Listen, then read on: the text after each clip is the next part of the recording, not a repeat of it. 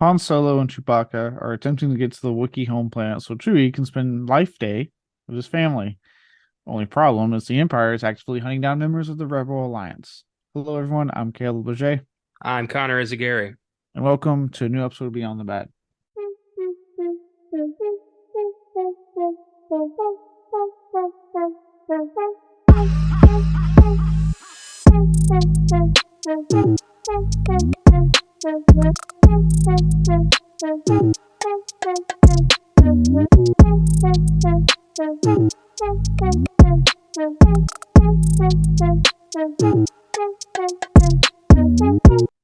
Right, you're probably scratching your heads hard on the Star Wars film I just described if you did not listen to the end of last week's episode, and you would already know. Or look at what our episode title is. But with that, let's get the cat out of the bag. Today we'll be talking about one of the most notorious holiday specials to ever grace people's TV screens. The Star Wars Holiday Special. Oof. A film which has largely been considered the low point of the insanely popular franchise by critics and fans alike. Where are we going to dig into it? On that note, I'm going to shoot Connor for the scores. And yeah. Star Wars Holiday Special, the movie that suddenly made Disney's tenure with Star Wars look pretty good. Yeah, it's hard. It's going to be hard to get lower than this. Never been released. George Lucas hates this with a passion. Everyone involved really didn't want to be a part of this, but they had to. 25% on Rotten Tomatoes, 19% audience score. No critic consensus because everybody watched this once in 1978 and said, maybe I hate Star Wars now. And then thank God they made The Empire Strikes Back. Because, yeah, if Star Wars was one really good movie in 77 and this abortion, then yeah, we would not be talking about it today as a revered franchise. No, just one really good film that has a not talked about sequel. Yeah, and with that, I just want to wish everybody a happy and joyous Life Day. I hate you. God, I just call it Chris. God damn it. Then they would have to explain how, like, is Jesus Christ a Jedi? Like, it introduces so many different crazy stories, so they just went, fuck it, Life Day. Life Day. It's like they didn't even think about it. Um. Oh, yeah. This. Oh boy. In case you're wondering how to watch this, YouTube. Just There are get on. currently two good pulls on YouTube that you can watch that do not have the commercials, which is good because the commercials add another like half hour to this monstrosity. But that's where you can watch it. Or I guess if you want a cleaner copy, you can go to archive.org, which has it forever. But yeah, this randomly pops in on YouTube from time to time because people are like, holy shit, I can show people Star Wars The Holiday Special. Yeah. Lucas might want to forget about it. Other people don't want us to forget about it. And no, when you I'll fuck say up this. this bad, you're not allowed to forget about it. No. And look, I'll say this much.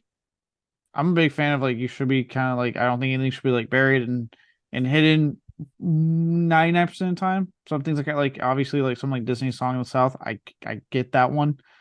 Um but like something like this, like yeah, it's bad. I don't think it should be hidden. Like I should be allowed to watch it. And I did, and it was awful, and I'm never saying through it again.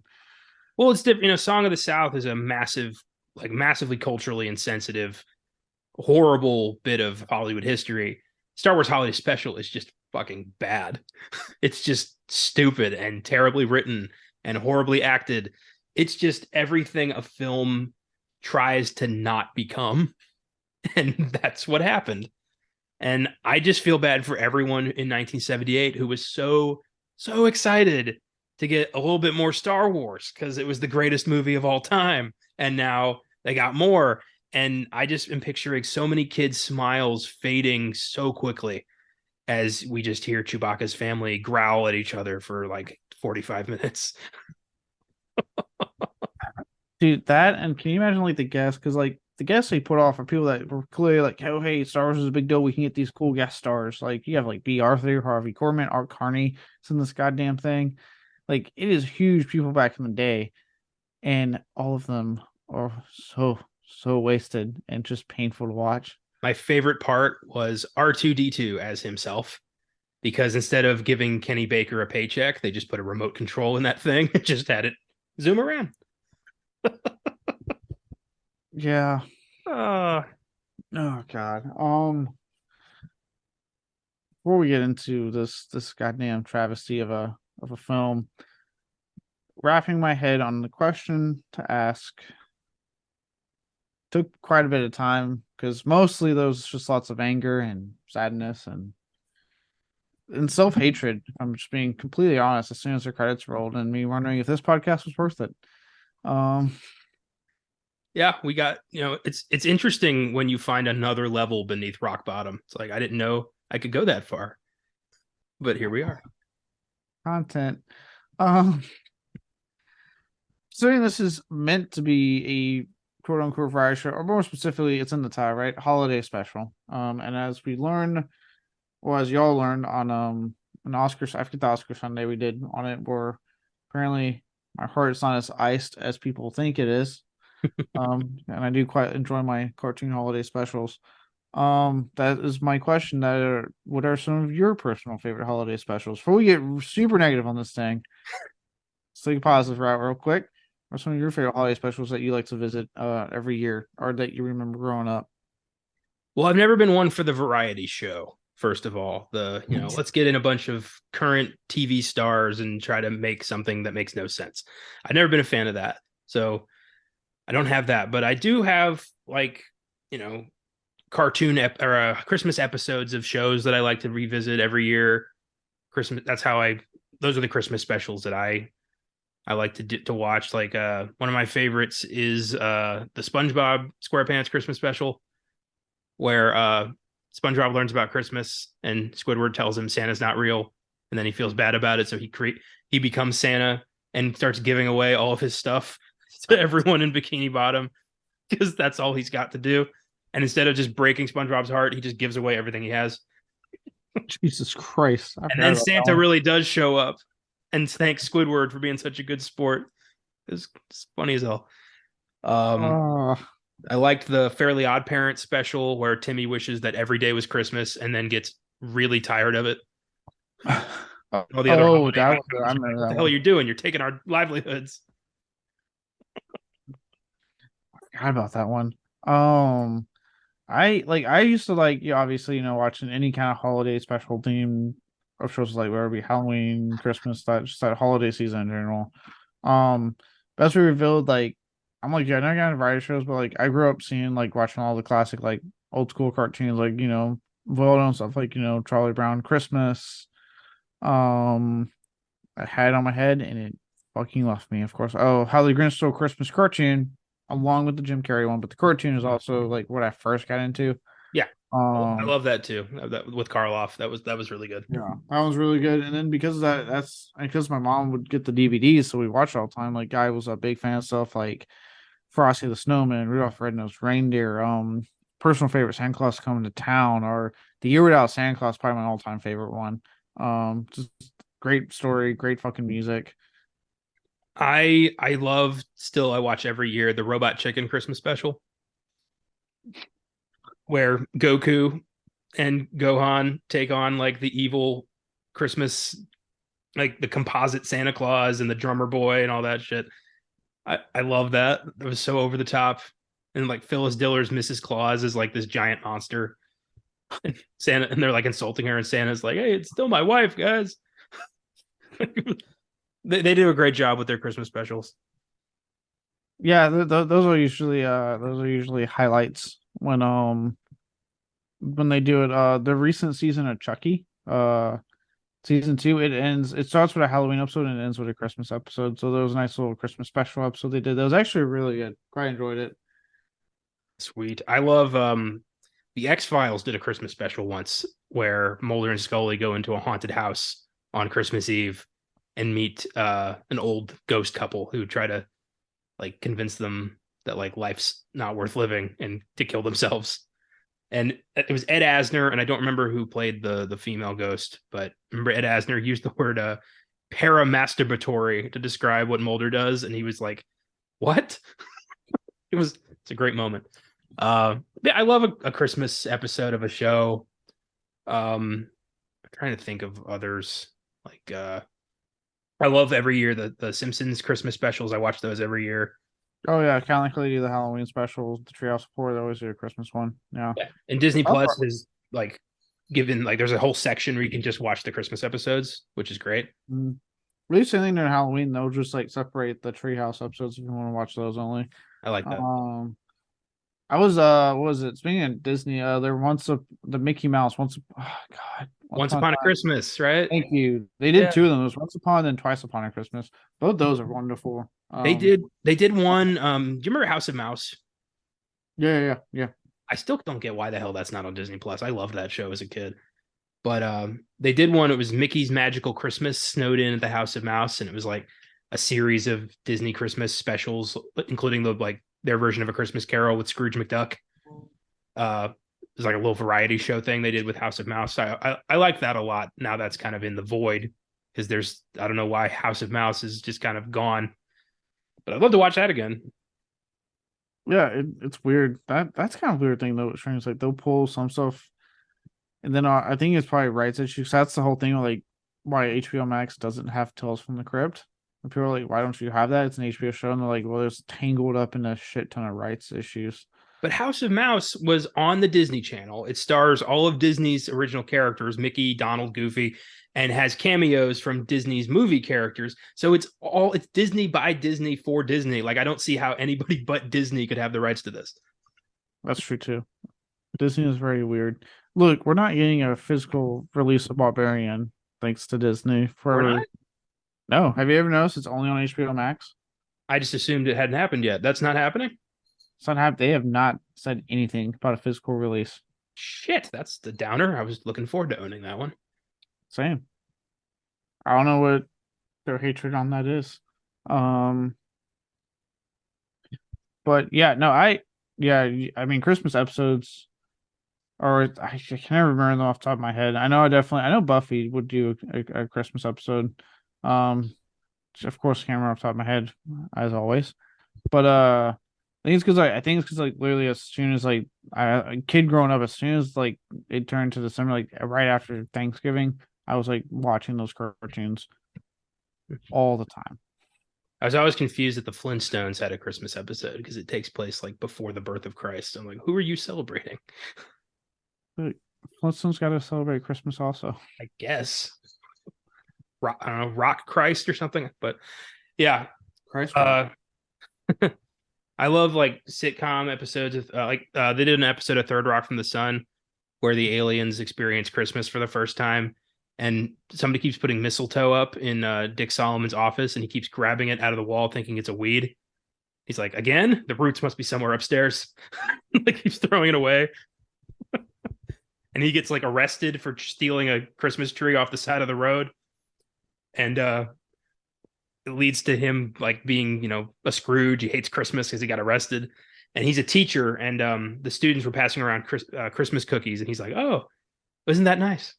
And he goes over and he grabs like, "Oh, look, one of Santa's reindeer. Watch it fly," and hurls it to the back of the class.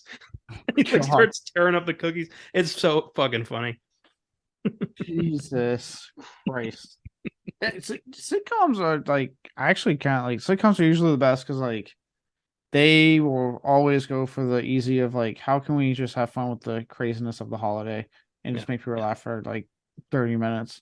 To date, It's Always Sunny in Philadelphia, their first Christmas special, where they finally got to drop the F-bomb, and Charlie uttered the immortal phrase, "Did you fuck my mom, Santa Claus?" Did you fuck my mom, Santa?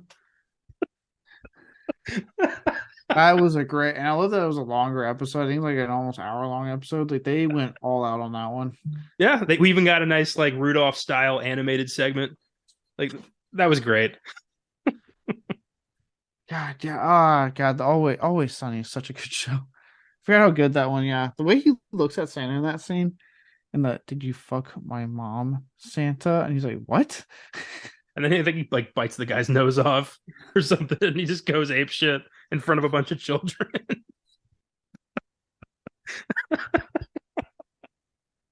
Oh, Great stuff. Yeah, I Yeah. love a good Christmas special. It's always good. But I don't know why anybody thought to apply that to Star Wars. I feel like it could have worked if they had put just a tad bit more thought into this. A little bit of effort, a little bit of money, maybe just bite the bullet and call it Christmas instead of making up some weird ass Wookiee holiday that they never explain. Yeah.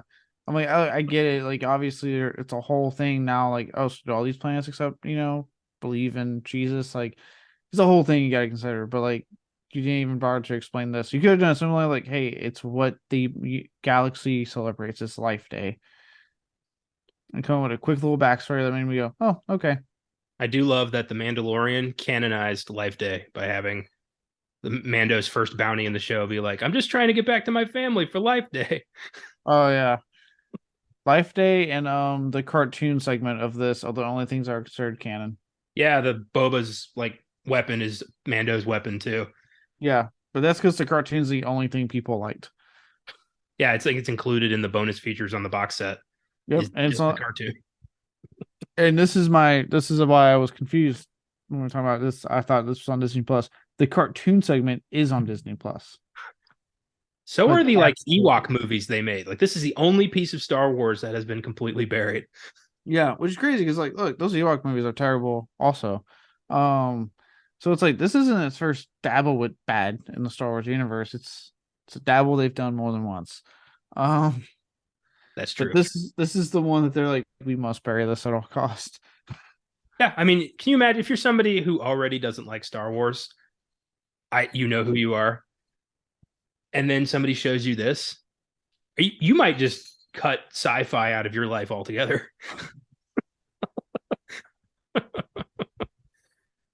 Oh God. I look, man, I so in case anyone was wondering, when I put this on the schedule, like I was like, okay, let's put this on schedule. It's first off, I didn't realize not, other than YouTube, not exactly the easiest thing to find. And then I was like, I had heard about it, and then as I'm sitting there, I was like, this is bad. I was like, this is so bad. I had one point where like they started playing a song and I quite loudly said, oh God, not another fucking terrible song. I was just sitting there, like getting like my eyes starting to like to glaze over, just listening to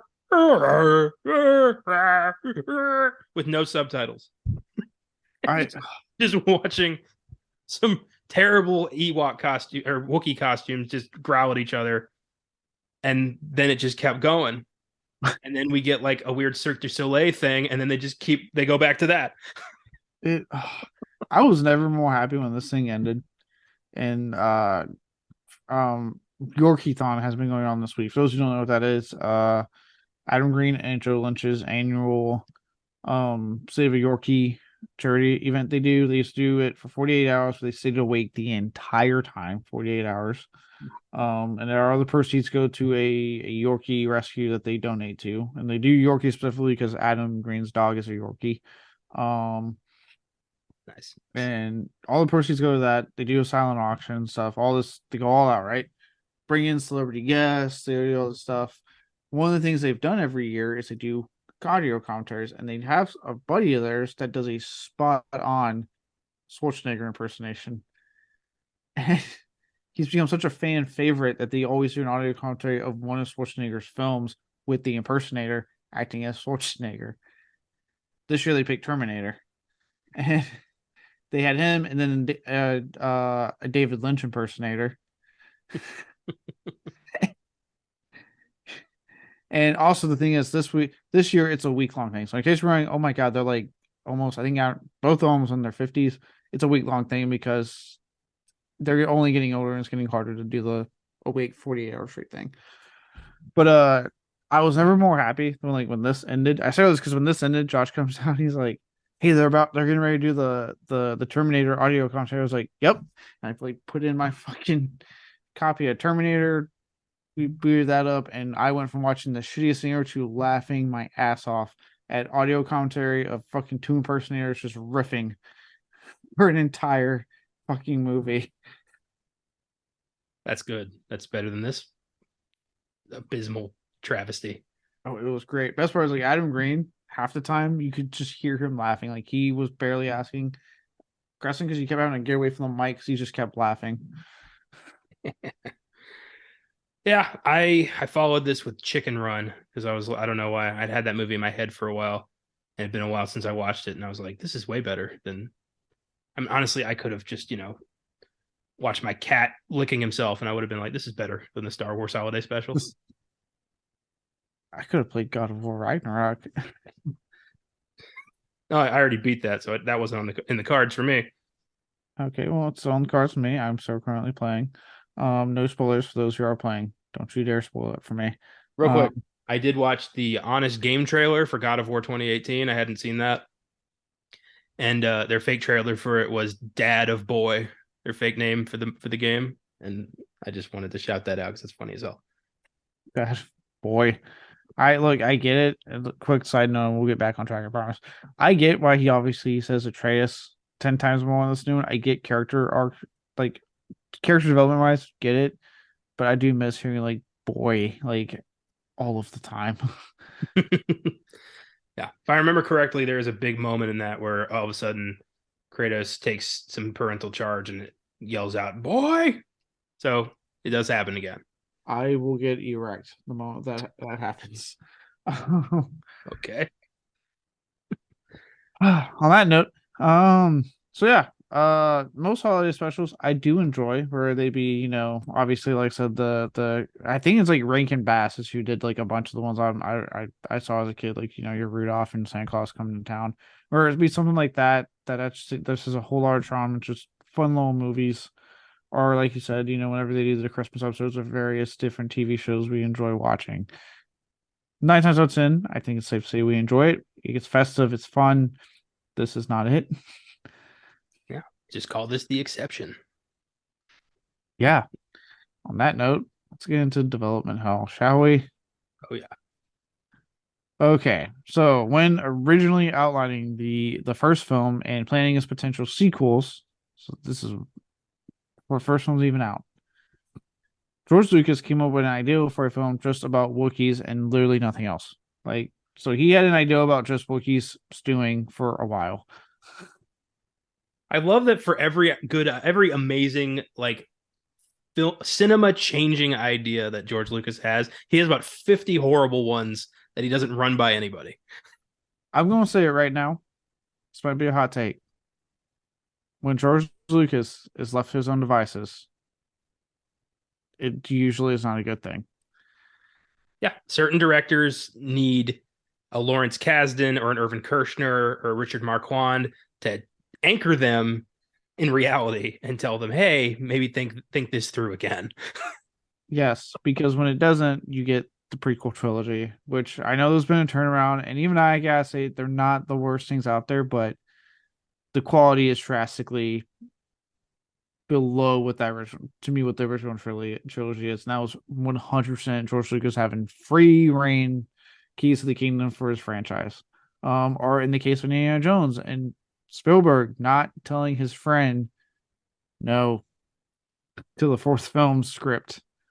So I'll say it right now. Again, might be a hot take. This man's left to his own devices, not always the best thing.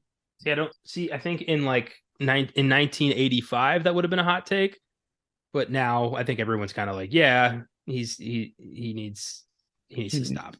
He needs assistance. Yeah. Not taking away what he's done when it comes to Star Wars. I'm not taking any of that away. And obviously, a lot of it was his ideal. So I'm not doing anything. I'm not saying that. Absolutely happy for his success and happy for what he's done for cinema. But, however, the man needs someone to tell him not the best idea out there, George. I still can't believe this thing didn't just kill the franchise irreparably. Like when they were prepping Empire, I'm surprised Fox wasn't like, do we really want to gamble on the guy who tanked Star Wars with the special? I don't know if this is a good idea.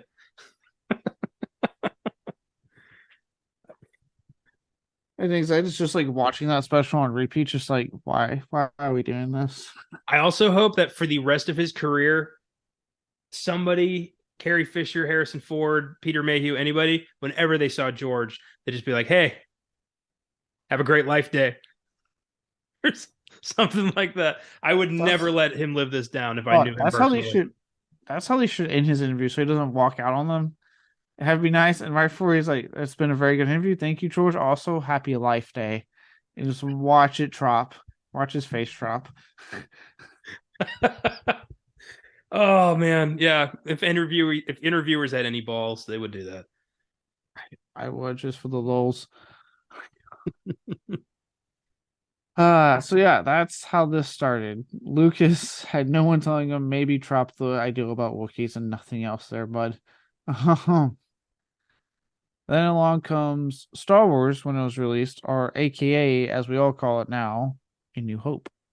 After the huge success, and that is for a whole different podcast about what that film did for cinema. And Austin, you know what podcast that is. Yes, Austin. Look, Austin. I understand probably more than anyone on this team how much you don't want to do that because you don't care for those. I get that. I do this podcast every single week. You gotta do it. But yes, trust me. I know it'll be painful. I know you're gonna be saying through something you don't care for. But know that I'm with you in spirit because I do this every week. Every single week. And I have had so many doubts about this show because of it. But I believe in you, Austin. You got this.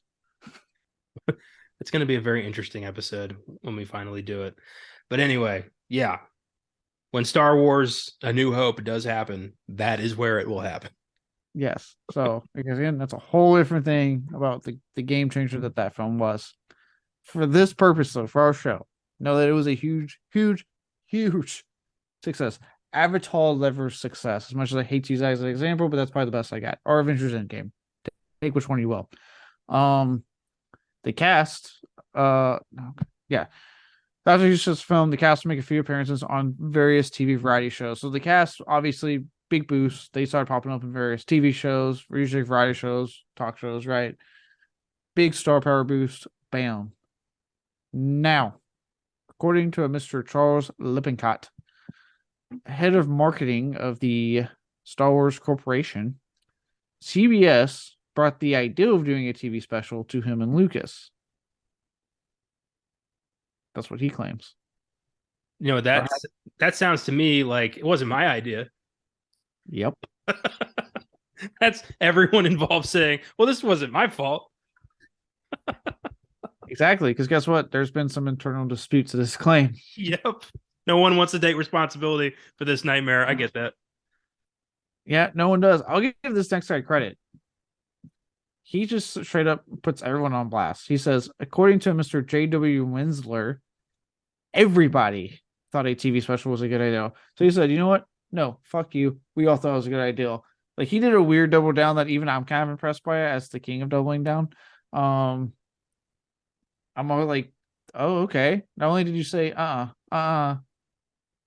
we're taking the blame on this one. Yeah. We're all going down with this ship. I respect that. It's like, you know, fuck me. No. Fuck we. Like, I respect that. Yeah. Fuck me. No. All of us. George, get over here. God damn it. So yeah, that's the dispute. Someone doesn't want to take blame, except one guy who said we're all taking blame. So he must have like these. He had to had like the safest fucking position to say that. Like, I can say that they won't fire me. Fuck it. Yeah, I want to go as far down the totem pole of responsibility as I can to see who lost their job for this. Because there's no way somebody didn't. I could not find that information, but someone probably did, and probably some unfortunate PA. Yeah, they tossed the coffee guy. Like, yeah. How could you let us do this? Why did you get us coffee and never tell us this was a bad idea? I wonder if anyone's written a book about this. Like, that'd be a fun thing to do. Like, interview everyone still alive who was involved and try to. We'll talk about it. Well, I feel like if just to get it off their chest, I doubt I could get to Harrison Ford, but I feel like I could get to everybody else. You probably could. Mark Hamill actually probably wouldn't mind talking about. I feel like he'd be pretty like whatever now.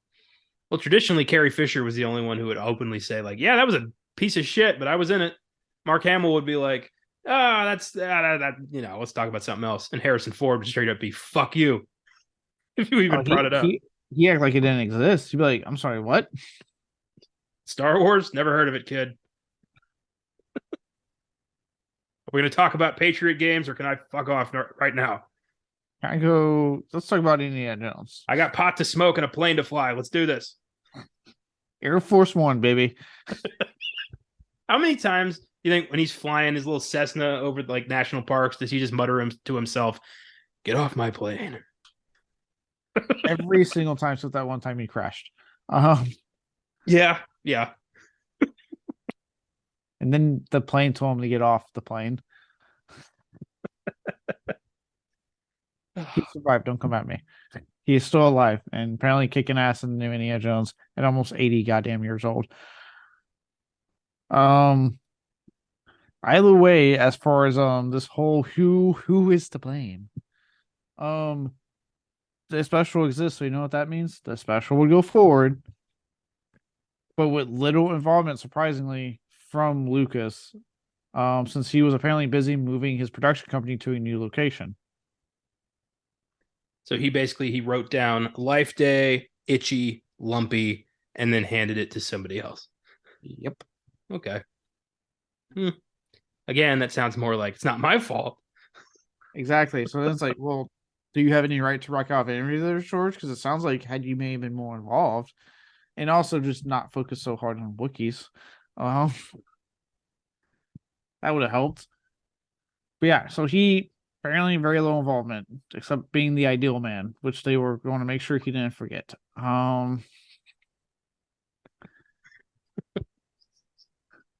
Lucasfilm producer Gary Kurtz has claimed, supposedly, fucking finger pointing, has claimed that it did start out a lot better with a stronger script and with their involvement, but eventually they had to focus more of their attention on the next Star Wars film, and along with the move. So then it got down to the occasional meetings and providing them access at the very least to the needed props and actors, and that was about it. Yeah. I wonder if this had been a huge success, they would still be like, oh, we had very little involvement in that. Yeah, right. It's almost like everyone's like, oh yeah, I was not really involved with it at all. Nope. It also gives the vibe of like, if I had been involved, this would have been a lot better. Yeah. Especially with this one, like, oh, I mean, it was a lot better and we were very involved. And then, we had to focus on the other film. And like, look, hindsight's 2020, so you can say that now. But for those who don't know their film history, Empire Strikes Back wasn't exactly a hot ticket item when it originally came out. It has grown in reverence throughout the years and considered one of the best, but there was some backlash to that film when it came out. Also, Lucas came up with the idea, but I believe Lawrence Kasdan wrote the script and Irvin Kershner directed it. So how busy exactly was he? Yeah.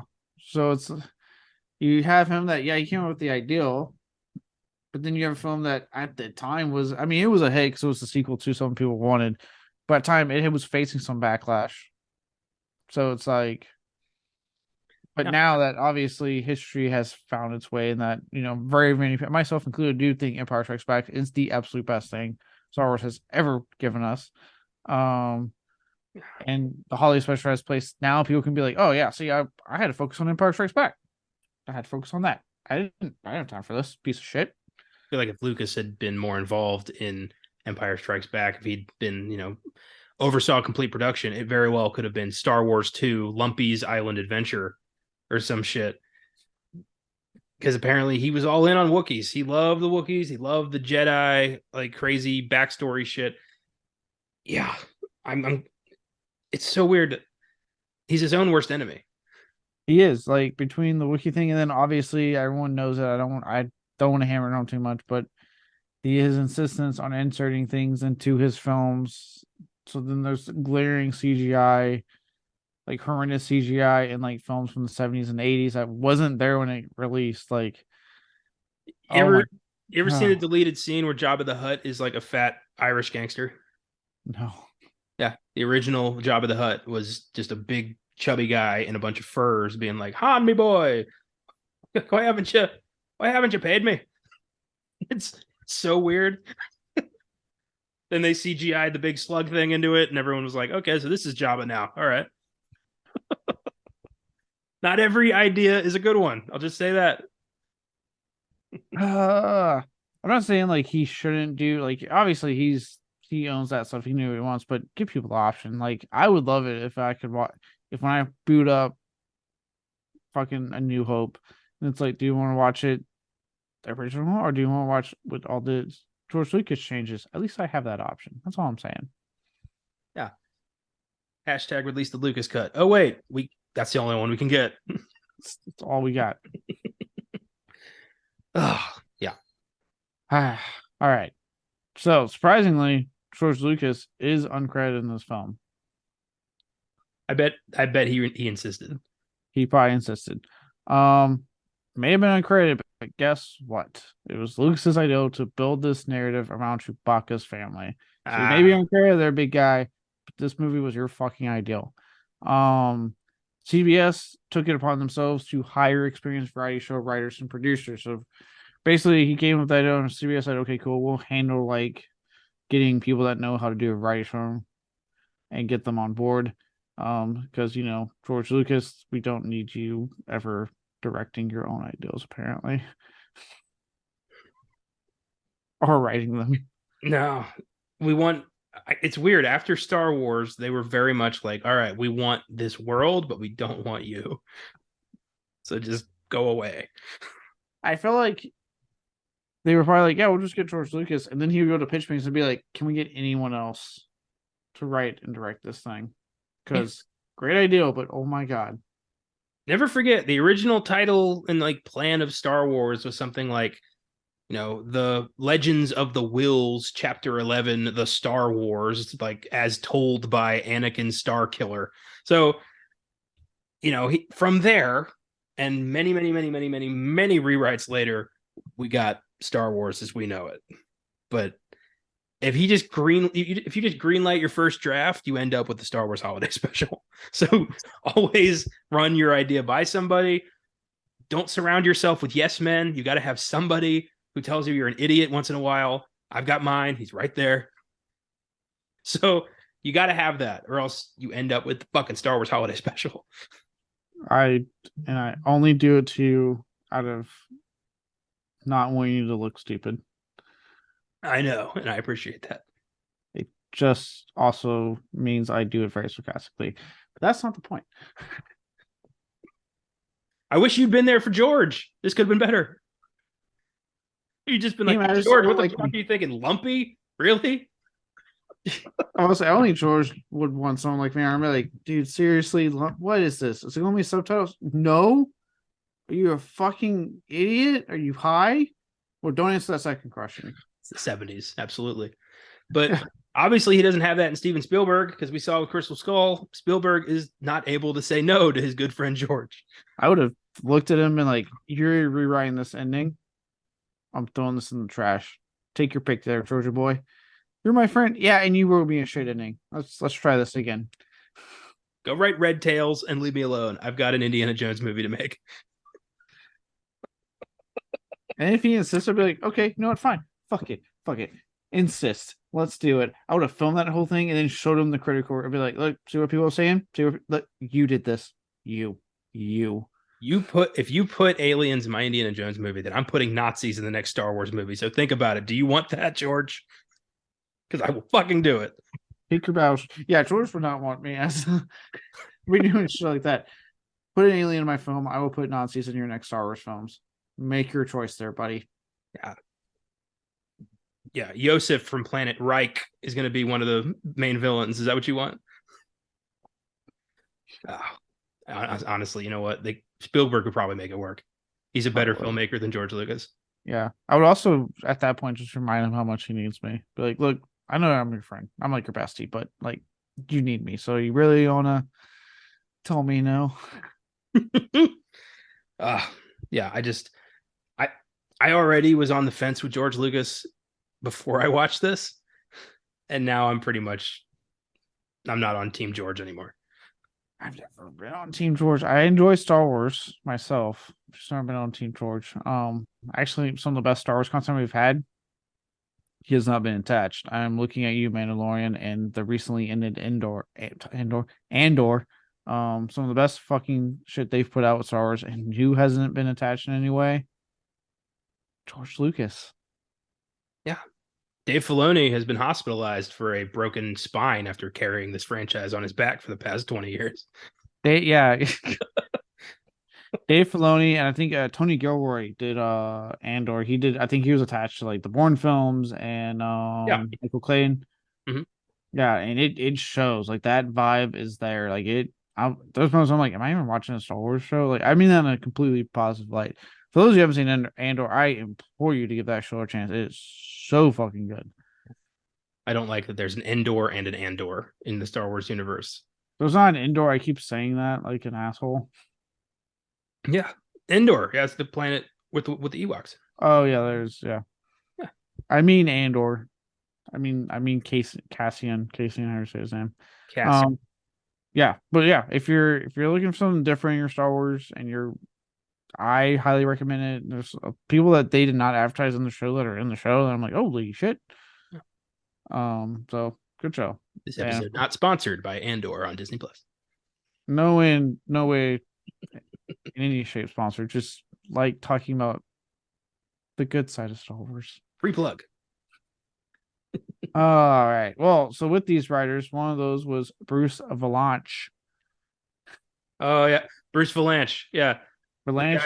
Yeah, Valanche. He's the guy that every time they do a South Park Halloween episode, everyone thinks Cartman is dressed up as Bruce Valanche because he's so fat.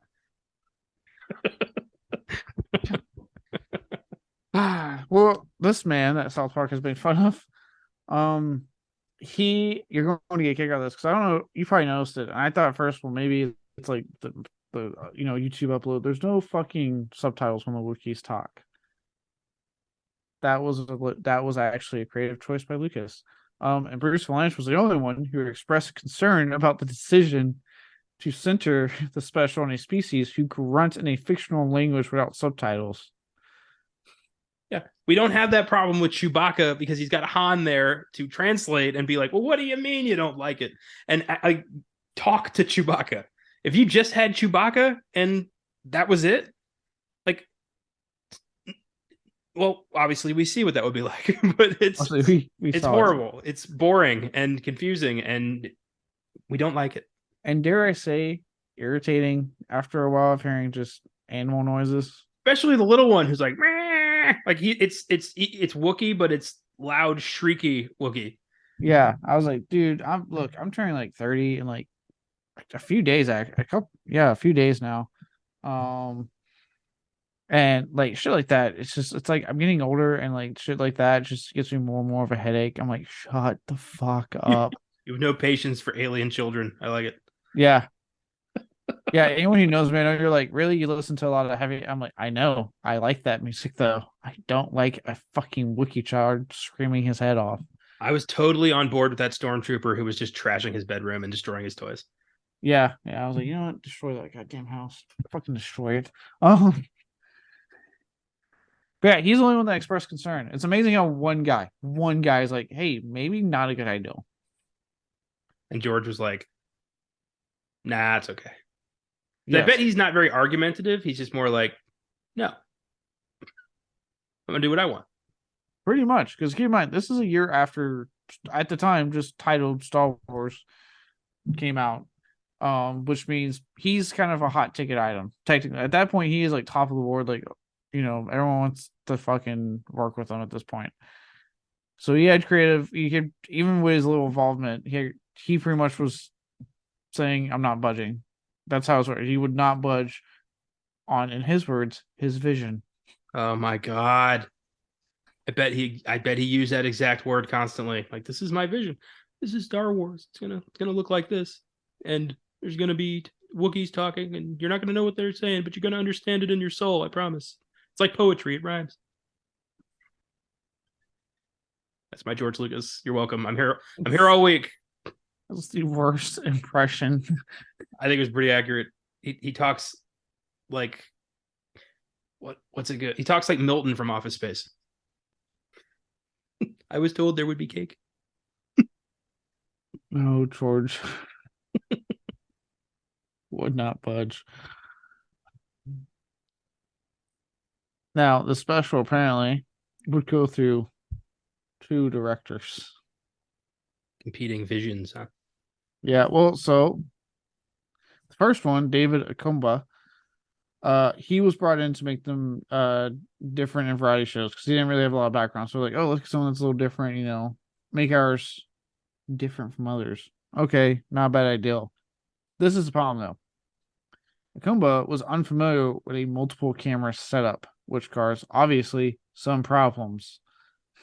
He doesn't know how to basically direct with the setup they have for the special that they're filming.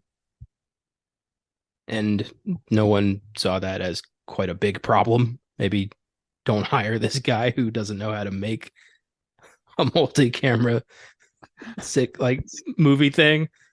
What did he think this was going to be? Like a 1915 like single film camera that just points in one direction? I don't know. My God.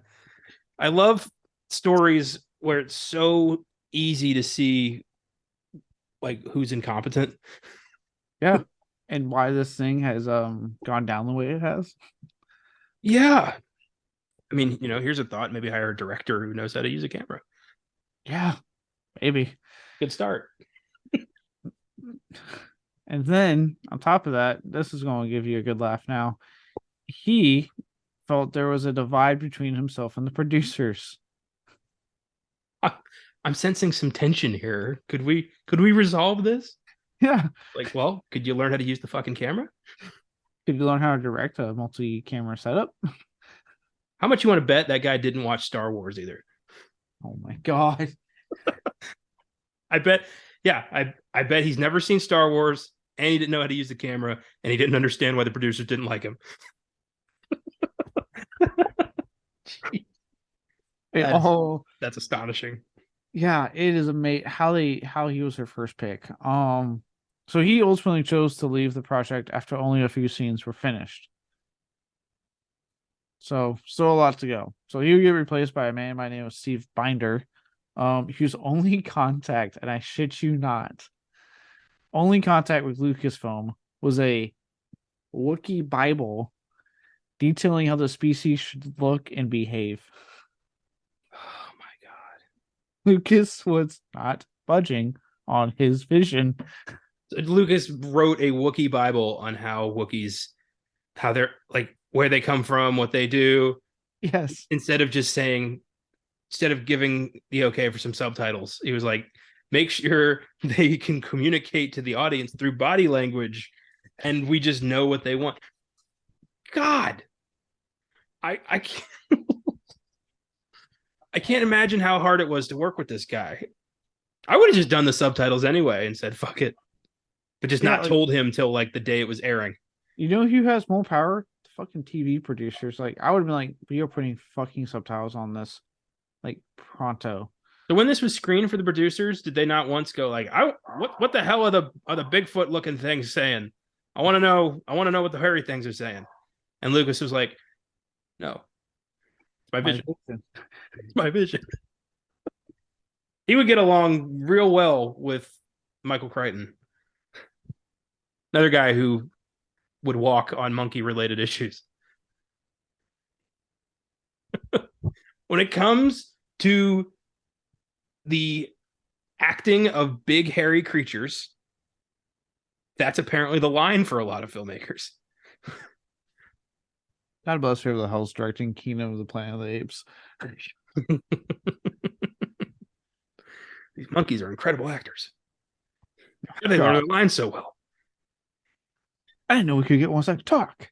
How the hell did they film these other 3 films? I didn't know we could get ones that could talk.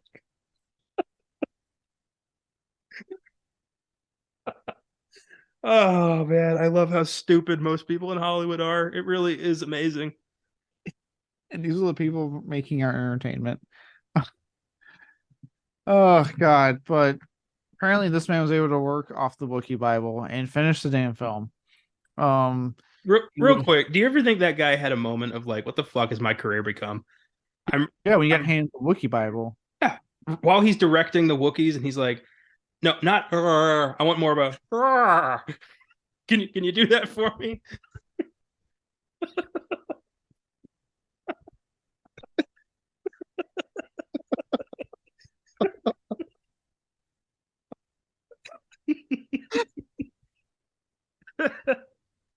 Oh man, He's just sitting there. It is just in his fucking trailer. If he even has one. With his Wookiee Bible just sitting there going, what the fuck happened? I want him to call George and be like, George, I can't understand this. It's like it's in some other language. And he's like, well, of course, Steve, it's in the Wookiee language. Like why would I write you a Wookiee Bible in English, or as I call it in the Star Wars universe, basic? Like you got to think these things through, Steve. It's my vision. I'll say my vision, Steve.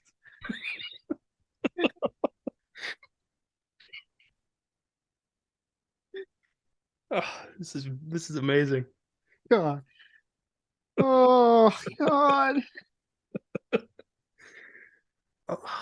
Well, as we know, because it exists, the film would get released and very quickly cement its place in history, not just film history, in fucking history.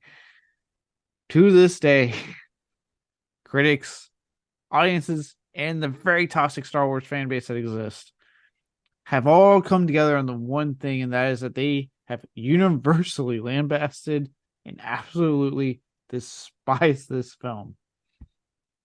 It's amazing. It's like it's a rite of passage for Star Wars fans. Like if you like Star Wars, you gotta suffer through this thing at least one time. You just have to.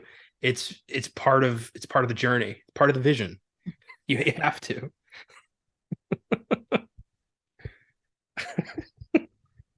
Yeah. And best part is it's not even like just the fan base or critics, even the cast and crew, as we kind of alluded to earlier, have continued to this very day to distance themselves from the film, with Harrison Ford, Han Solo himself, not acknowledging its existence and constantly claiming he's never seen it, and at some point probably saying "fuck you." I feel like every time this is brought up to Harrison Ford in an interview, he has another accident, like when he broke his leg on the Falcon when they were filming Episode 7. It's like it's in his head. And he's like, God damn it, I was in that piece of shit in the 70s. Why did I ever fucking decide to do this? I could be a great carpenter right now. Oh shit! And then he falls on something.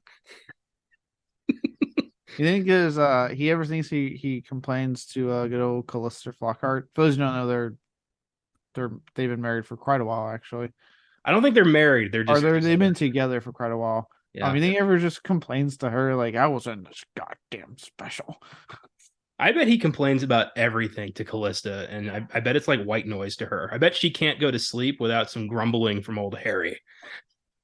It's just part of her life. It has been for quite some time. You know, when she's like, "Oh, I'm gonna be in that new Supergirl series on CBS," and he's like, "I never did that superhero bullshit. That's not who I am. I don't even like acting. Why did I decide to do this? God damn it, Callista!" It's everything. And she's like, "Harry, did you take your Viagra? All right, just come on. I know what makes you happy. Quick candy, and we'll go to bed." He just grumbles through the whole thing.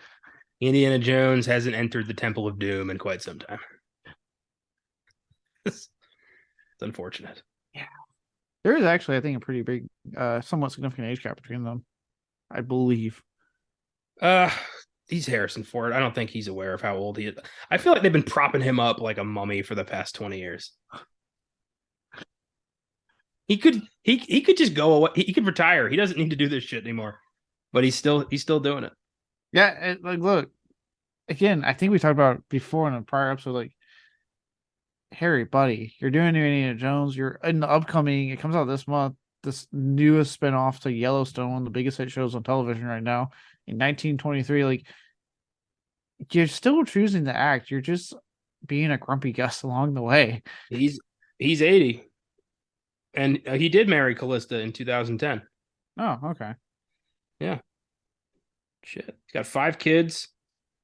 from Chicago. He's 6'1", and he joined the Marvel universe, so he apparently did join that superhero shit. Oh yeah, that's right. They're talking to him about playing Thunderbolt Ross. Yeah. Stop being a grumpy guest, Harrison. We love you. I love a lot of your movies, but god damn it, man. I did love when he was doing the press junket for Force Awakens. He was a little bit more upbeat about it. Well, we know if you've seen the movie, we know why. Yeah, he got to kill.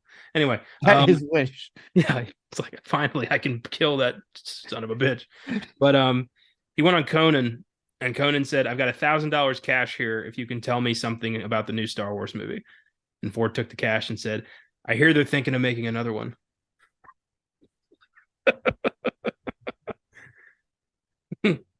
That's awesome.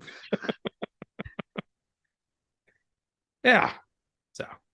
Oh, that is great. You think he's bothered to watch the sequel, so he just has wiped his hands clean? Yes. He doesn't go to premieres, I don't think. He just does the work, then goes home, and then just waits for the phone to ring and does it, but complains the whole time. Close is just rolling her eyes like, god damn it. I wonder how they got him to film that cameo in Rise of Skywalker, because he's like, what? Now I gotta be a fucking ghost. I bet that was really hard to get him on board for that. Right? I thought I was done. You told me Harrison. The deal was $20 million and I fall off the bridge. Why are you reneging on this deal?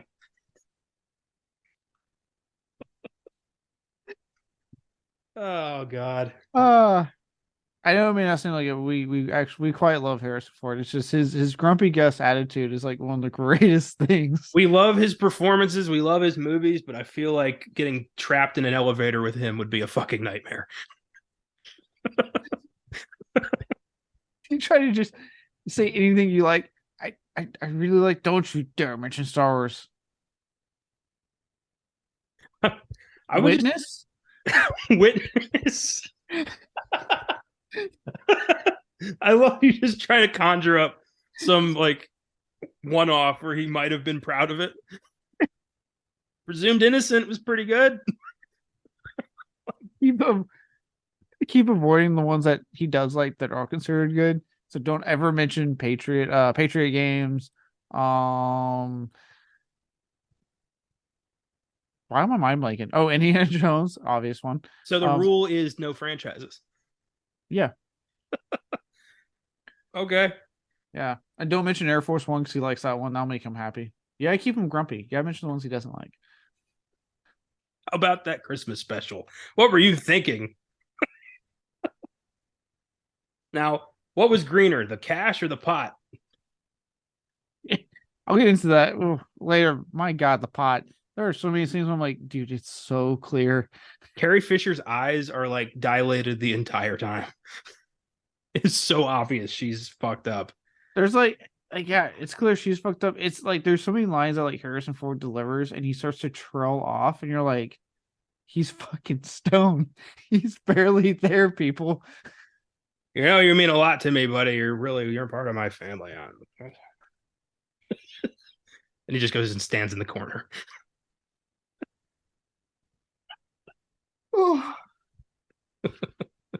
But he's not the only one that has publicly this.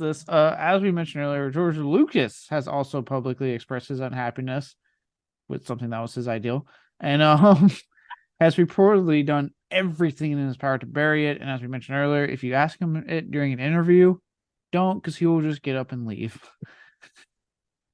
I wish you could do that as someone who's not famous. Just somebody asks you a question you don't like, you're just like, oh, I'm done here. Yeah. You just take off. And I'm gone. You only get to do that shit if you're famous. Yeah. Any other time I have to answer the question, or else it escalates to a fucking yelling match that I don't want to be a part of.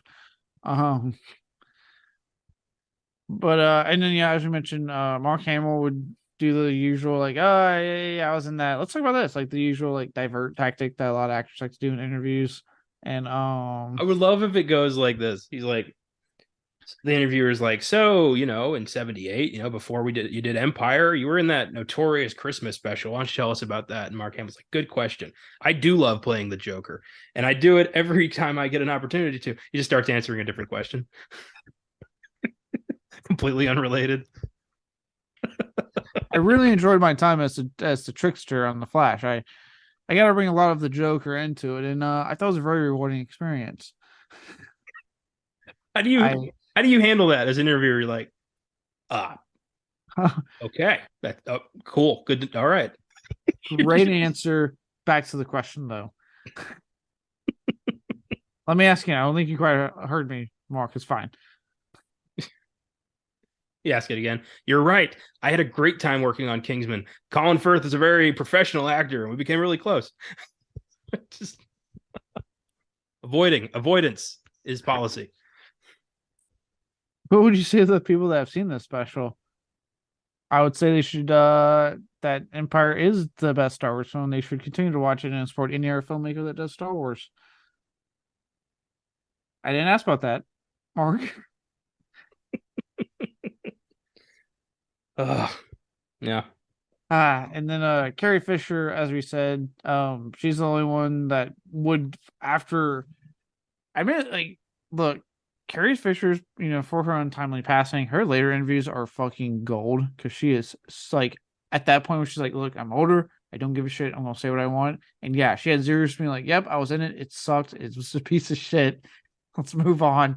It's like, you fucking go, Carrie Fisher. Yeah, she'll go up on stage and be like, George told me not to wear a bra. I guess he wanted this all of the 70s to see my tits.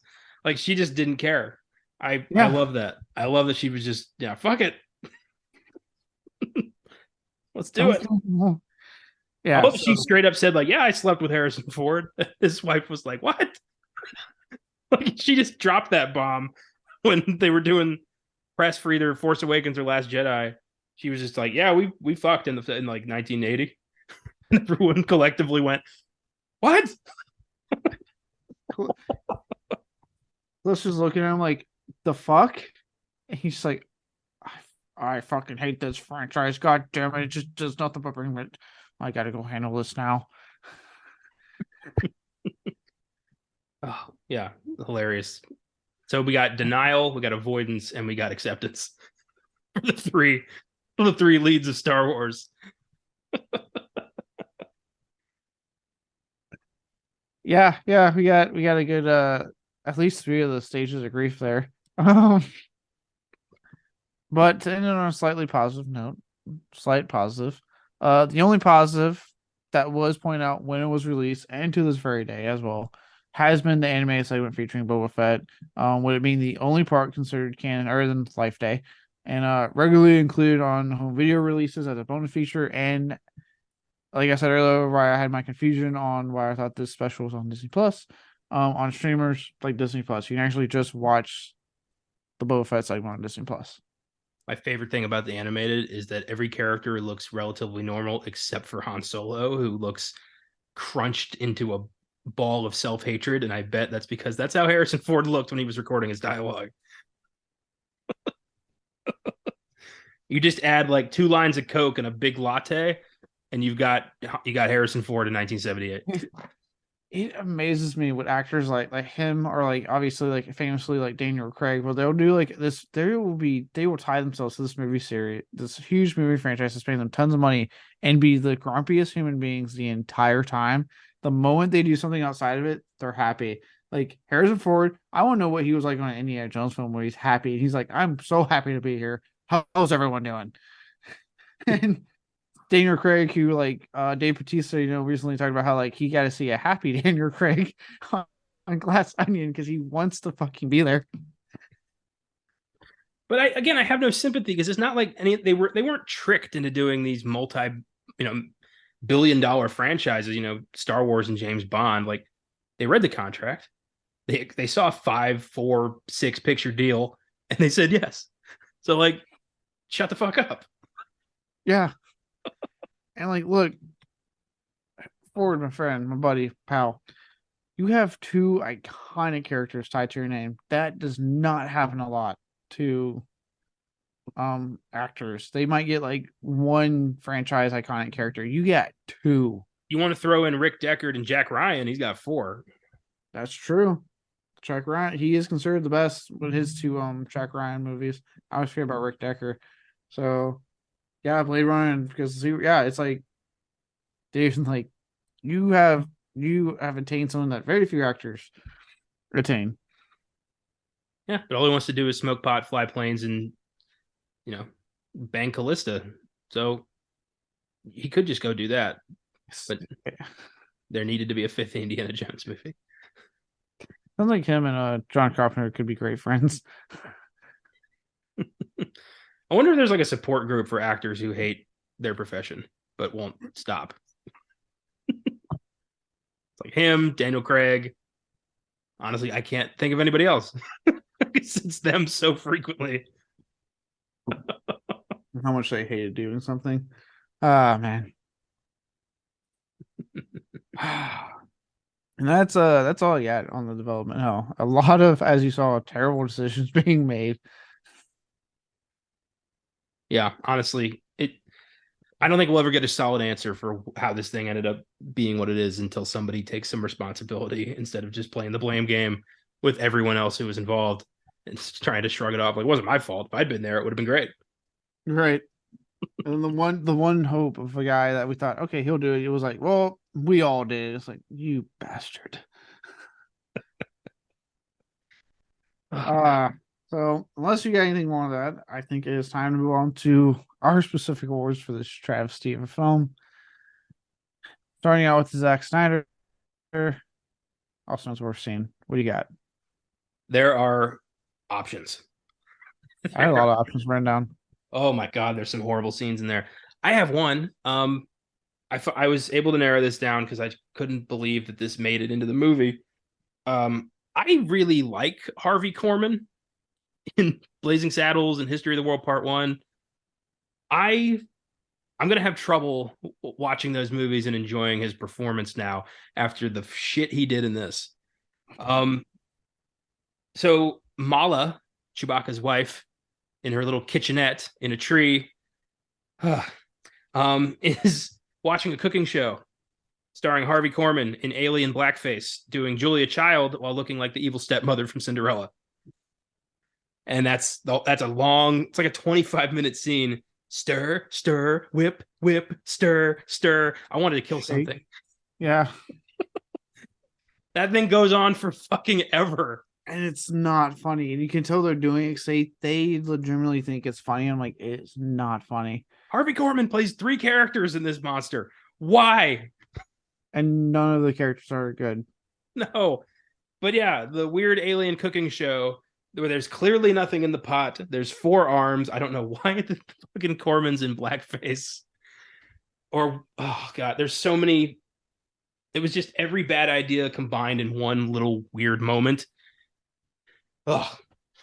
Yeah, I had this written down myself as one of my options. I was watching this and I was like, what the fuck is going on right now? No. Why is this a thing? It's not funny. Like I said, they keep trying to hair's getting all frizzy and he's just like shake, shake, stir, stir, beat, what the fuck he's saying. And he's like getting faster with it. Hair's becoming messy, more arms part up. It's meant to be like this goofy, over the top, just crazy thing. And it's just weird. That's all it is. It's just weird to sit through. True.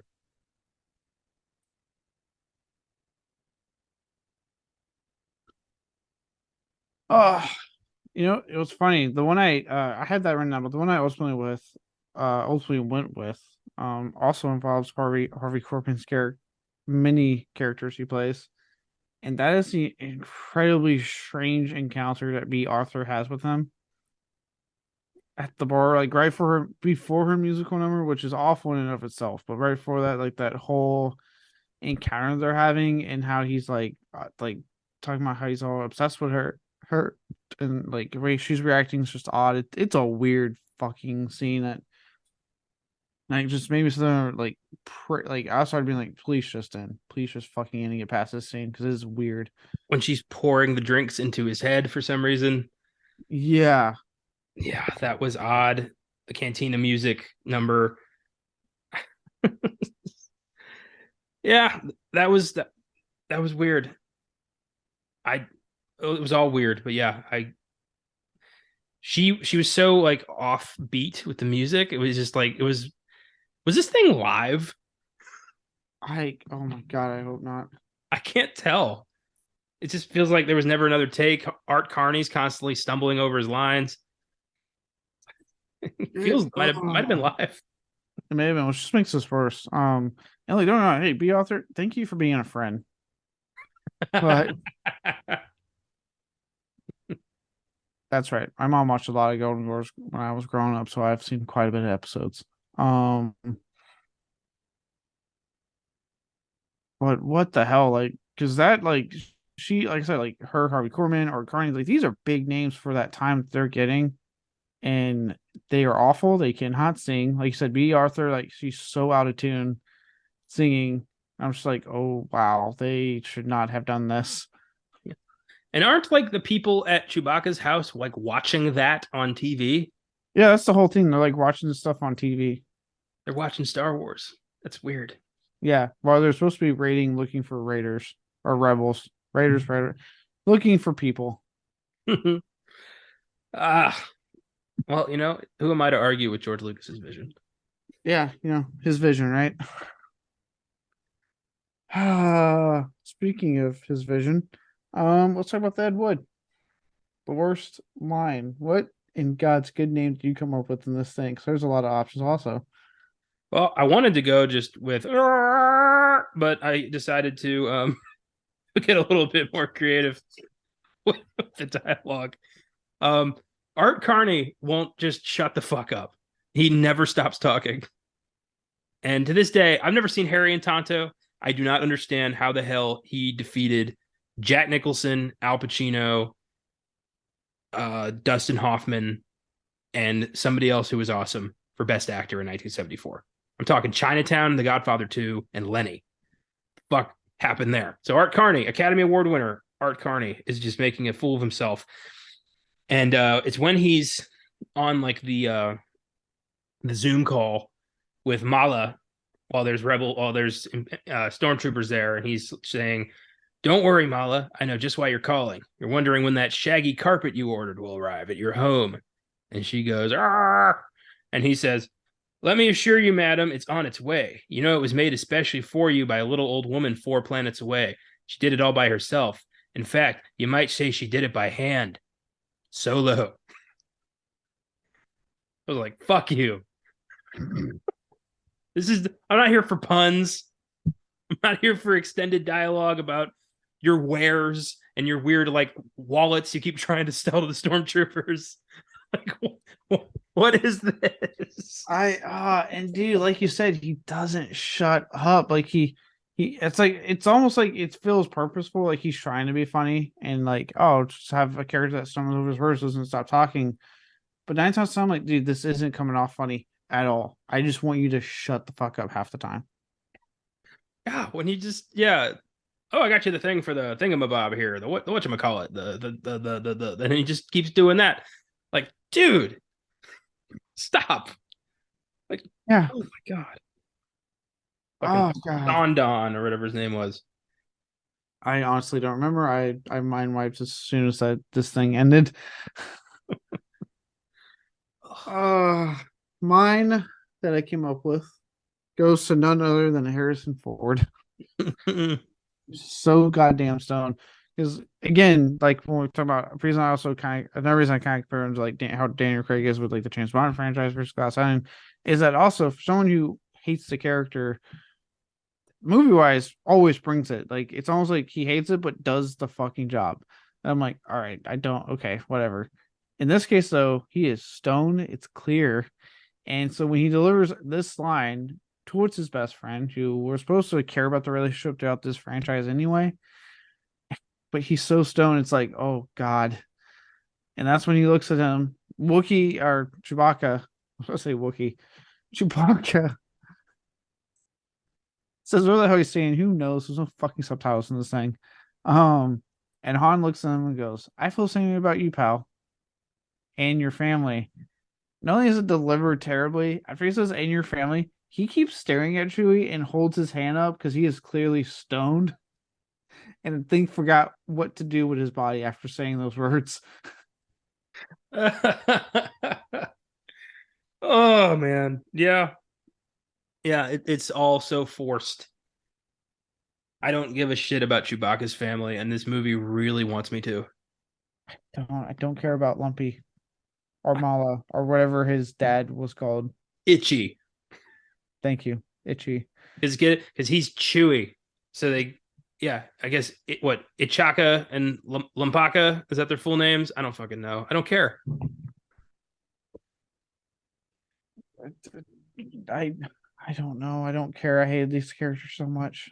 I'm surprised for the worst scene. Neither of us picked Chewy's dad just mentally jerking it in the living room. I had that written down. I almost put that down as like mine. I was like, this is odd and weird, and I don't like it. Why did we need a softcore porn moment in the middle of our wholesome family entertainment hour? And then followed by another terrible song. Yep. God. All right, let's just get to the next one then. Let's get to the Steven Seagal, the worst performance. Who the hell of our like 20 options we have did you pick? For the longest time, it was Art Carney, but honestly, I had a moment where I was like, you know what? I expected these people to suck. Like I knew they were gonna phone it in here, but I've seen what the principal cast can do, so I have higher expectations for them. So I gave this to Harrison Ford. Damn. Yeah, because I've seen New Hope, I've seen Empire, I've seen Jedi, I've seen Force Awakens. He's good as Han Solo. When he's in front of the camera, he does give it his all. He cares about where this ends up. It's only in every other aspect of his life that he hates it so much. But you're right. He got too stoned. It screws with his performance. He's clearly as disinterested as possible without getting paid for it, and just he would rather be anywhere else. And it comes across so much constantly in this little hour and a half special. So, Harry, I know you didn't want to be here. I'm sorry you got talked into it. At least you had Empire to do justice by the character again. Yeah, I almost wrote him down because I'm like, dude, like again, it's funny. I always like to joke. Because I'll never forget like when I was stationed in Washington, Washington State, recreational use is legal. Um and I remember being in like the Walmart line, like checking out, and it took quite a bit because the cashier was very clearly stoned. Like, so anything she said was like drawn out long. She was like really taking her time scanning things. That's when I was like, look, I could care less what they do with marijuana as far as if they want to legalize it fairly or not. I really ultimately don't care. If you do, if they do, or if like it's legal in a state, for the love of God, just treat it like anything else. Just like you want to come to work drunk, don't come to work high. So, Harry, buddy, pal, you won't film in sex scenes, you won't film anything outrageous. Like, just kind of give something of a shit because I'm watching essentially like my moment with that cashier in Walmart. I'm just like, please just get off the fucking screen. Just get off the fucking screen. I would love if Harrison Ford had instead just gotten completely fucked up on booze and was just like stumbling his way, like missing his mark, and just being like, "Yeah, I love you, Chewbacca. Yeah, you're great. Yeah, all right, Lumpy, great. Yeah, what? Like, no, no, it's live. Just going back into Han. You just hear a guy in the background, live, live. If this is all right, I'm pretty sure this was. Now I'm thinking about it. There's no way this was live because this never would have gone smoothly at all. So this had to have been. I wonder how many takes it took to get Harrison Ford to look in the right direction. No. You're left. You're left. So at the carpet thing, Tobacco. What's his name again? Chewbacca. Yeah, that's the one. I got to look at him. He's my friend. Okay. Line.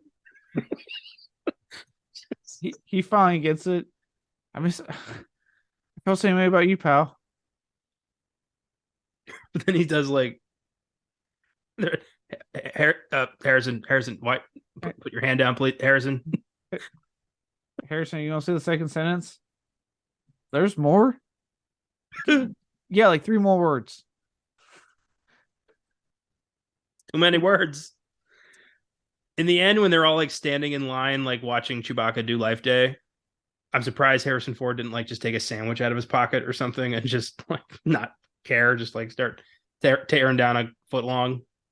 Be like, missed lunch today because of your stupid shit. I'm also like, I just really have the munchies. Did you get high again, Harry, buddy? No. Hubby's like, well, let me check. Am I still on the set of this piece of shit? Yeah. So yes, I got high. I'm gonna do it again tomorrow too. Now let me eat my sandwich in peace. As long as I have to hug the little lumpy thing, I'm gonna be high for it. Harrison, we are getting ready to film this scene though. I'm eating a sandwich. You can either wait for me or film around me. I don't give a shit. I am Maybe stoned. Han's hungry, huh? Maybe Han wants a sandwich. I am stoned. I am hungry. I hate being here. Let's just move on. God, I bet this was difficult. He had to be so fucking difficult on this one. I feel like George, anytime I feel like the only way he was calmed down, the only way they calmed the soothing beast as Harrison Ford was to be like, someone get George, and George just whispers in his ear, my vision. And that made Harrison go, oh, I'm sorry, George. I would never disrespect you like that. My bad. I got it this time. I bet Spielberg showed up on set to watch and was like, huh, wonder if he'd play a archaeologist. I mean, he's no Tom Selleck, but, you know, he's not bad. He doesn't have that stash, but I'll take it. That stash is the reason we ever got Harrison Ford's Indiana Jones, because Selleck refused to shave it. So thank God for that mustache. Well, so yeah, like I can't ever imagine a life that Selleck doesn't have his fucking mustache. Oh, fuck Selleck. I'm talking, we got Harrison Ford as Indy because of that. No, I'm glad we got it, but I'm just saying I can never imagine more where like Selleck's like, I'm going to shave this for a movie. Like the man is synonymous for that fucking one of the best mustaches on a man I've ever seen. Most look like shit. His is good. Do you know the character was Indiana Smith until like the first day they started shooting, and somebody was like, it doesn't really roll off the tongue. How about Jones? And Spielberg's like, yeah, all right. Could have been Indiana Smith and the Raiders of the Lost Ark. That could have happened. Indiana Smith and the Temple of Doom. Yeah, it sucks. It sucks. Something about Jones just works. Mr. Jones. Dr. Jones. Okay, short run. Now. Kidding. No, that's a good pick. Because we mentioned him earlier. So you know what's funny? I originally put the one I put thinking he was Art Carney's character because I fucking hated that character so much. And when I was like, oh no, that's Art Carney. And then we came to toss up between him and Mr. Harvey Korman that I was deciding between. And that's who I mistaked for Art Carney. I ultimately went with Harvey Korman simply because whereas Art Carney, this is the one thing, he just plays one bad character. Korman doesn't play a single fucking. He plays like 3 or 4 different characters out the saying, and they all suck ass. Yeah, fair enough. I don't know why they banked so hard on Harvey Korman. It's weird. Maybe cut some of that bullshit. Just never fucking make this thing again. All right, now this one should be interesting for both of us. The Michael Bay, the worst filmmaking decision. Oh, so many mistakes were made on this set where it's like, what do we do? Is it, shoving Darth Vader into this thing and using some recycled Star Wars footage and one line from James Earl Jones that has no bearing on the plot? Could that be it? Could it be Harvey Korman? Could it be Leia's Life Day song? No, to me, the worst mistake this movie made is putting so much content in the hands of Chewbacca's fucking family. Fuck your vision, Georgie Porgy. That's why this thing sucks, because we spend most of it with Lumpy, Itchy, and Mala not knowing what the fuck they're talking about, or why they have a kitchenette, or why they're watching VR porn, or what the hell, or why they're watching fucking Star Wars later. It's so odd and unnecessary and a terrible way to anchor this thing. So yeah, from the get-go, I was like, oh, these fuckers are going to be annoying. And I was right. Yeah, no, they are not a good way to serve as the anchor point for your variety show. Like, there's nothing about them that made me go like, I can't wait to get back to that story and see what's developing.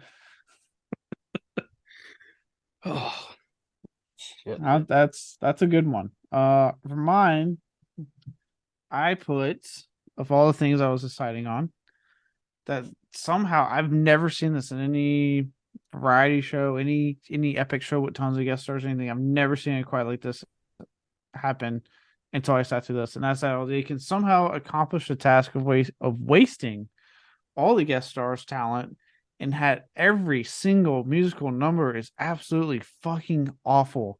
How do you achieve these two things in your special? That's a good question. You think Jefferson Starship was just here because they have Starship in their name? Absolutely. Yep. Yeah, you got Jefferson Starship, you got Diane Carroll, you got Leia. You got B. Arthur singing out of tune about friendship or drinking, whatever the fuck. I don't know. I was tuning that out. Yeah, it's a travesty. It's embarrassing. And you know what? I bet Star Trek fans are constantly gloating about this. There's no Star Trek Variety Hour Christmas special that everyone hates. Yeah, Star Wars is like, hey, look, we may have had some shows people didn't like as much as the others, but we don't have that. Star Wars, we do not have that. Tell you this, I'll watch Star Trek Nemesis over Star Wars Holiday Special any day. Yeah, absolutely. Oh boy. Oh man. All right, let's try to get positive for a moment again. I have a feeling we're going to be in the same boat on the silver lining. Yeah, probably. So with that, yeah, let's see what our silver linings are. The one damn positive we took from this. But I'm with you. We're probably on the same boat. What do you come up with? Boba Fett. Yeah, I put the same thing. I pretty much put like the whole cartoon segment is the only segment that's even remotely good. Yeah, this was the introduction of Boba Fett to Star Wars canon, and it's actually pretty awesome.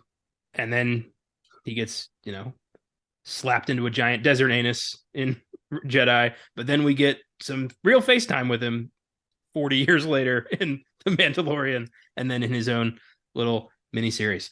But the character of Boba became the Mandalorian 2.5. Yes, because they decided to make Boba a crime lord who does absolutely nothing. But he's, we met him here, and he's a bounty hunter, works for the Empire. He's riding a fucking dinosaur for some reason, and he's awesome. So the fact that out of this, just I'm going to use the word again, abortion, we got Boba Fett. Yeah, I mean I don't want to lie too much because I pretty much feel the same way. Like for everything for all the shit that does suck, this part I see why this part has lasted for so long and why they've at least brought this segment of the variety show forward all these years later, because it's the only good part. You get the introduction of Boba Fett. He's a fucking badass. It's the animation actually isn't even that bad. The actors actually kind of seem the most interested in this segment. Like they were like, okay, this is fine. Except for Harrison Ford, who's like scrunched up like a looks like when James Carville was on Family Guy. Just you can't see his eyes, he's just kind of scrunched like a mogwai. It's weird. Everyone else looks normal, but Ford's just yeah. But yeah, it's literally the only good thing out of this whole thing. That's it. It's the only reason on my Letterboxd I even gave this one 1 star. It's literally because this one segment right here. That was it. Yeah, I'm with you, man. I mean, just give us like a 40-minute animated special of Star Wars. I don't know why you had to do all this extra bullshit. Yeah, I was like, you clearly had more of the creativity to use your animation. Why didn't you just do animation instead? Yep. All right. Well, let's move on to our next installment known as What's in the Box. What's in the fucking box? Give me the gun. So many of these reviews are just Wookiee talk. And we have reached a new low. 1.3 out of 5 on My Letterboxd. God. This has, yep. I think Green Lantern was our previous winner. That has been broken. Star Wars Holiday Special is the lowest we've gone. It's gonna be hard to get lower than that. Yeah. But yeah, a lot of them are like, I fucking hate it, but I watch it every year, and because it's it's Star Wars and it's Christmas-ish. Yeah. So here are 5 reviews of the Star Wars Holiday Special that I hope can make you laugh. This first one's from Dan Pendleton. Surprisingly much more watchable than Attack of the Clones. Half a star. Like, look, I don't like Attack of the Clones either, but it's better than this. I was say I'd sit through Attack of Clones if I ever sat through this again. I mean, I think the love story between Anakin and Padme is written with about the same level of vision as Chewie and Mala. So I'm starting to think Lucas doesn't know how to talk about love. Hey, his vision. Apparently. This next one's from Boggy Creek. Nothing in the world is as terrifying as 3 hairy fuckers living in a tree hut watching VR porn all day. Half a star. It's true. Okay. Yeah. I like that one. His next one is my personal favorite. This one's from Nick. I'm going to beat Lumpy to death with a hammer. Half a star. Yes. Oh, Absolutely. this thing had ended with Darth Vader taking out his lightsaber, not igniting it, and just pistol whipping Lumpy with the handle for like 10 minutes. I would have been perfectly fine with it. Yeah, that would probably a whole nother star point for me. Yeah. I would just crop that bit and watch that bit every Christmas. It's like, it's Christmas Eve. We got to watch Lumpy get his ass kicked by Darth Vader. It's tradition. That's my vision, George.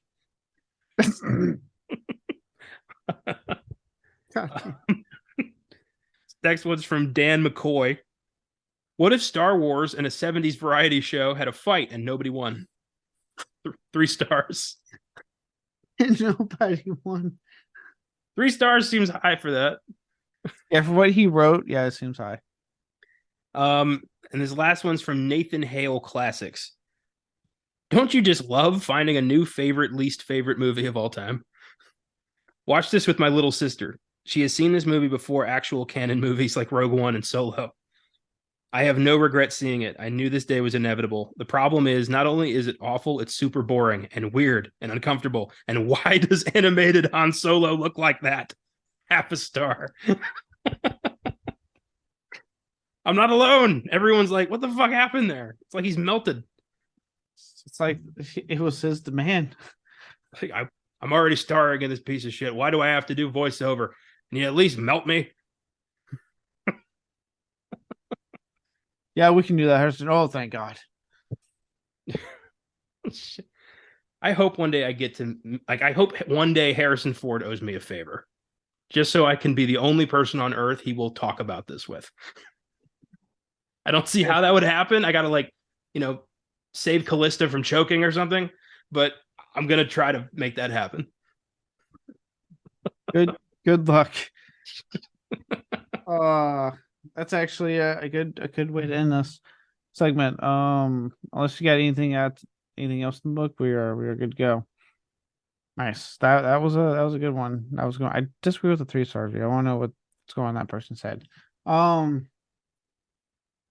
all right, before I reveal what is on next week's docket, the usual housekeeping. So be sure to follow us on social media. You can follow us on Facebook, Twitter, and Instagram under FILMGAZM Productions. If you want to shoot us a recommendation, feel free to email us at filmgazm@gmail.com. If you'd like to donate and support us in that way, you can find us on Anchor. Finally, feel free to get on our site, filmgazm.com, for review shows, articles, and all of our episodes.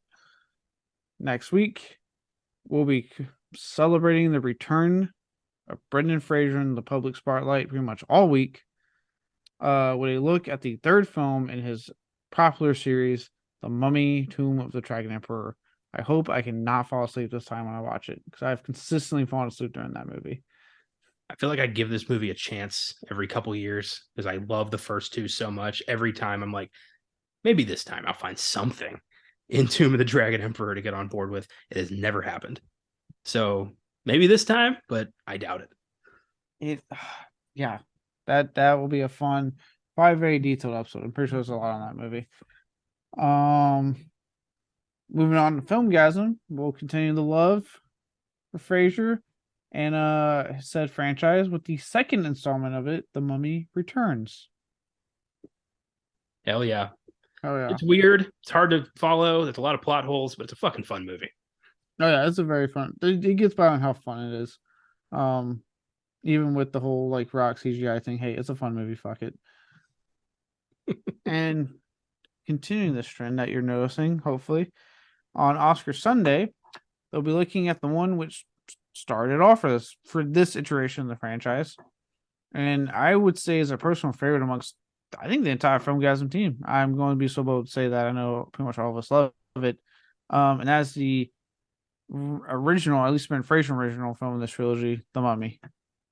Yeah, it's a good. I'm glad that we were able to celebrate Brendan Fraser with one franchise across all three shows here. It's gonna be a blast to stay in there for a week. Yeah, and at least, two of the films are great, and one is on here for a reason. Until then, may the force be with you, and may you all have a happy life day. See you all next week on Beyond the Bad.